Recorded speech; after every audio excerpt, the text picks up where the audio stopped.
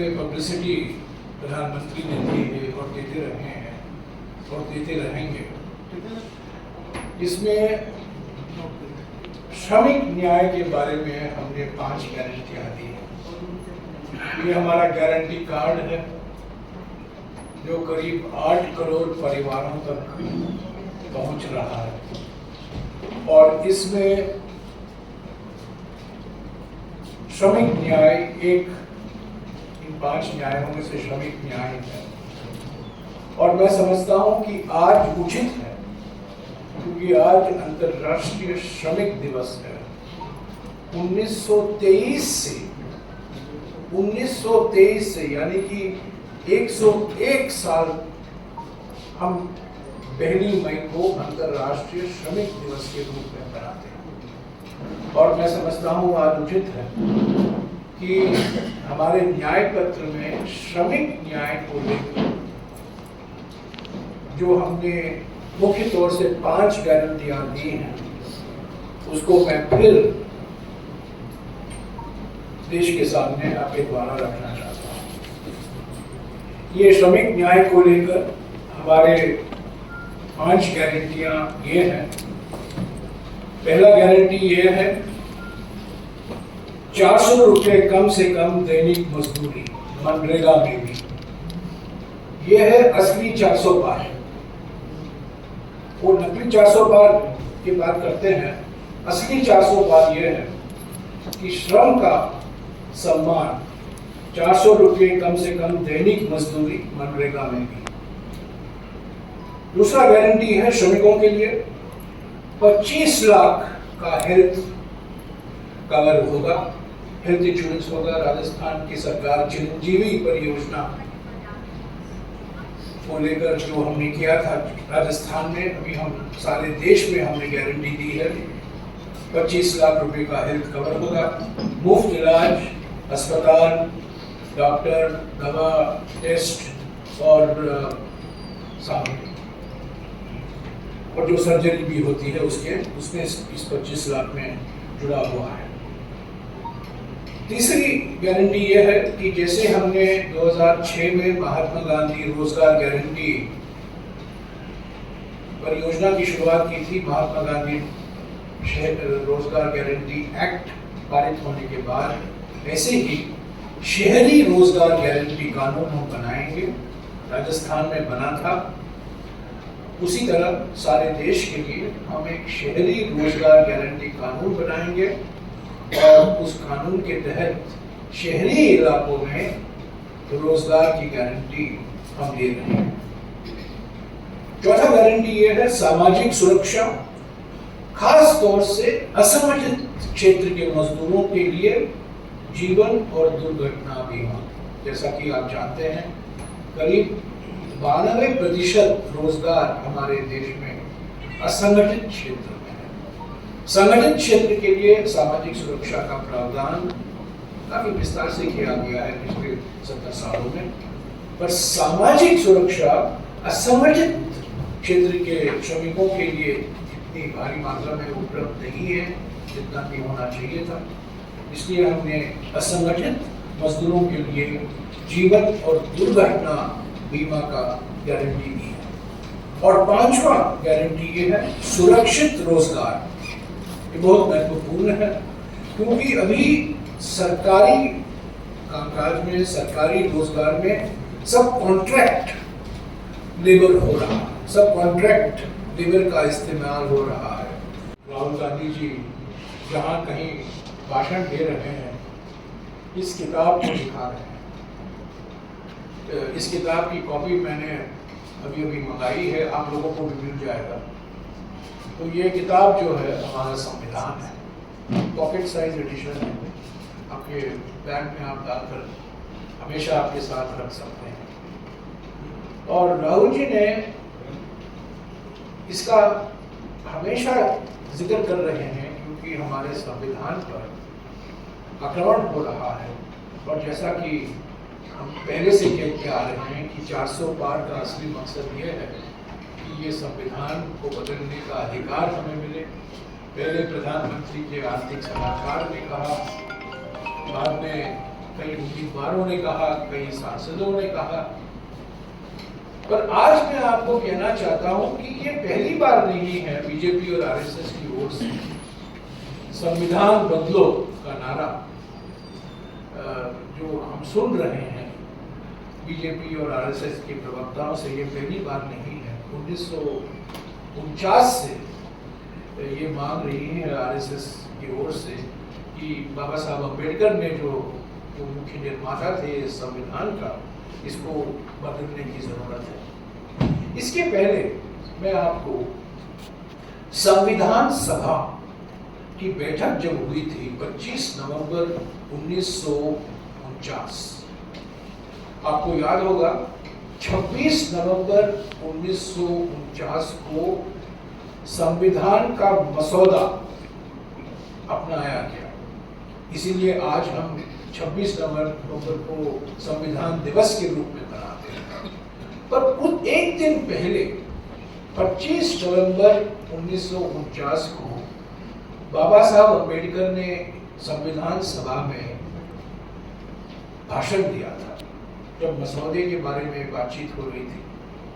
और अंतिम भाषण उस दिन बाबा साहब अम्बेडकर का था। और मैं उस भाषण का कुछ 4 या 5 लाइन में पढ़ना चाहता हूँ, क्योंकि इससे ये साफ हो जाता है कि प्रधानमंत्री जो बार बार आरोप लगाते हैं कांग्रेस पर कि कितना झूठ है और कितनी भयंकर तरीके से प्रधानमंत्री इतिहास को एक नया रूप देना चाहते हैं। 25 नवंबर 1949 को संविधान सभा में बाबा साहब अम्बेडकर जी ने कहा था, ये वो अंग्रेजी में भाषण था, मैं उसका हिंदी में अनुवाद करके बताऊंगा। बाबा साहब अम्बेडकर जी ने कहा था, संविधान सभा भानुमति का कुंबा होती या बिना सीमेंट वाला कच्चा फुटपाथ, जिसमें एक काला पत्थर यहाँ और एक सफेद पत्थर वहां लगा होता और उसमें प्रत्येक सदस्य या गुट अपनी मनमानी करता, तो प्रारूप समिति का कार्य बहुत कठिन हो जाता, यानी कि ड्राफ्टिंग कमेटी का कार्य बहुत कठिन हो जाता। तब अव्यवस्था के सिवाय कुछ न होता। अव्यवस्था की संभावना सभा के भीतर कांग्रेस पार्टी के उपस्थिति से शून्य हो गई, जिसमें इसकी कार्रवाई में व्यवस्था और अनुशासन पैदा किया। यह कांग्रेस पार्टी के अनुशासन का ही परिणाम था कि प्रारूप समिति के प्रत्येक अनुच्छेद और संशोधन की नियति के प्रति आश्वस्त होकर उसे सभा में प्रस्तुत कर सके। और सबसे महत्वपूर्ण पंक्ति यहाँ ये, इसलिए सभा में संविधान के ड्राफ्ट को सुगमता से पारित हो जाने का सारा श्रेय कांग्रेस पार्टी को जाता है। The Congress party is therefore entitled to all the credit for the smooth sailing of the draft constitution in the assembly। ये थे डॉक्टर बाबा साहब अम्बेडकर। 14 और 2023 के बीच में श्रमिकों की वास्तविक मजदूरी स्थिर हो गई है, यानी कि रियल वेज रेट श्रमिकों का बढ़ा नहीं है, बिल्कुल ऐसा ही रहा है 2014 और 2023 के बीच में।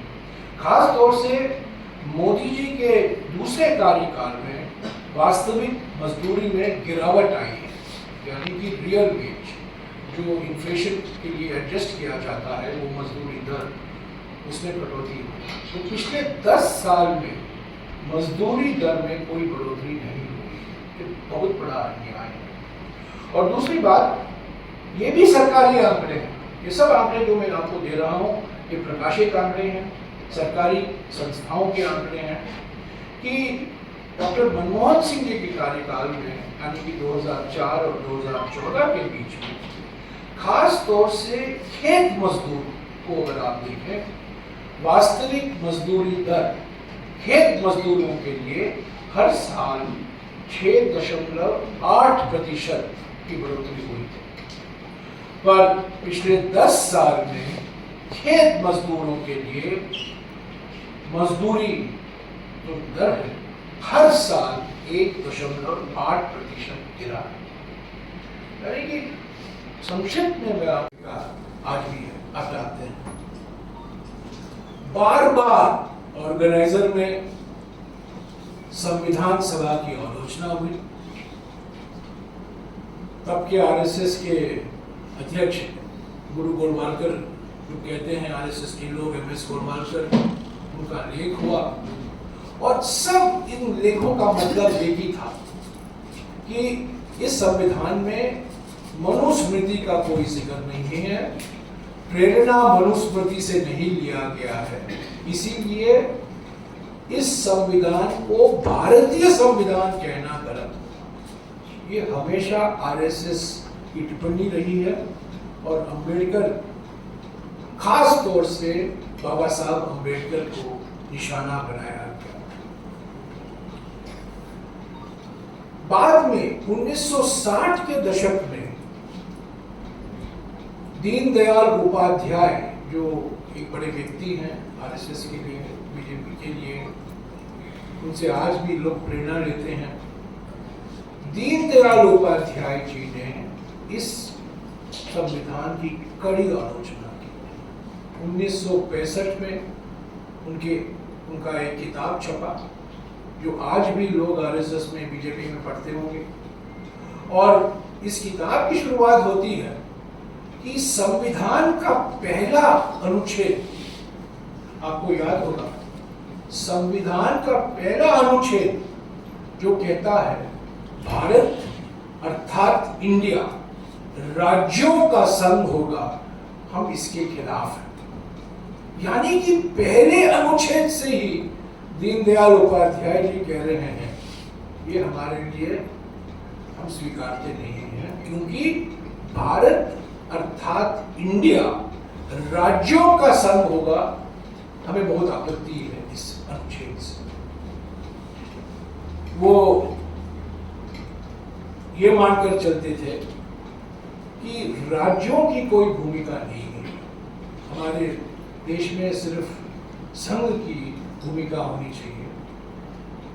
हालांकि संघ माने यूनियन होता है, पर आज साफ हो गया है संघ की भूमिका माने राष्ट्रीय स्वयंसेवक संघ की भूमिका, यूनियन ऑफ इंडिया की नहीं।